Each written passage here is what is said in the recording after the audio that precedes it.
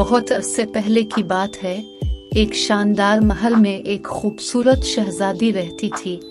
शहजादी के बड़े बड़े खूबसूरत सुर्ख बाल थे। वो गुलाब के फूलों को बहुत पसंद करती थी, लिहाजा हर कोई इसे गुलाब की शहजादी कहता था।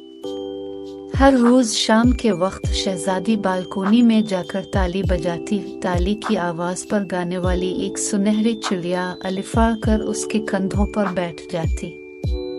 जब चिड़िया प्यारी सी आवाज में गाना शुरू करती तो शहजादी भी उसके साथ गाने लगती। रियाया उनकी खूबसूरत आवाज पर सुबह होने तक सुकून की नींद सोते रहते। यह सिलसिला यूं ही चलता रहा। एक दिन किसी चुड़ैल को शहजादी के खूबसूरत बालों के बारे में पता चल गया। न जाने क्या सोचकर उसने फैसला कर लिया कि वो शहजादी के बालों को काला कर देगी। चुड़ैल ने अपनी जादुई छड़ी को इस्तेमाल करते हुए एक मंत्र पढ़ा तो शहजादी के बाल सुर्ख से काले हो गए। अगले रोज जब शहजादी रोज की तरह बालकोनी में गई और चिड़िया के साथ खूबसूरत आवाज में गाना शुरू किया, मगर इस बार लोग जागते रहे। शहजादी को मालूम हुआ तो वो बहुत परेशान हुई। इसने चिड़िया से पूछा कि उसे क्या करना चाहिए।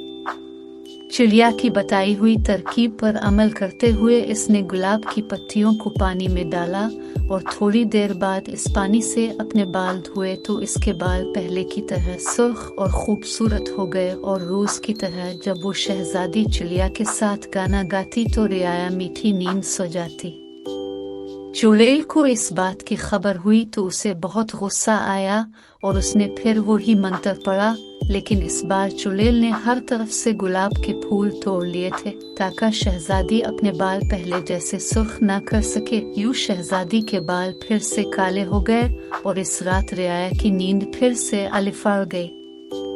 शहजादी बालकोनी में खड़ी होकर रोने लगी कि अब इसके बाल पहले जैसे कभी नहीं हो सकते। और यूं उसके आंसू का एक कतरा नीचे जाकर फर्श पर गिरा। एक नौजवान जो वहां से गुजर रहा था इस खूबसूरत शहजादी को बालकोनी में रोता देखकर राग गया। इसके पास एक संदूक था जिसमें से इसने सुर्ख रंग का एक बाल निकाला और उसको आंसू के कतरे पर रखा जो शहजादी की आंखों से गिरा था। देखते ही देखते वो सुर्ख रंग का बाल गुलाब के फूल में बदल गया। शहजादी ये देखकर बहुत हैरान हुई और उसने जल्दी से इस गुलाब के फूल को पानी में डालकर इससे अपने बाल धोए और यूं इस चुड़ैल का जादुई असर खत्म हो गया।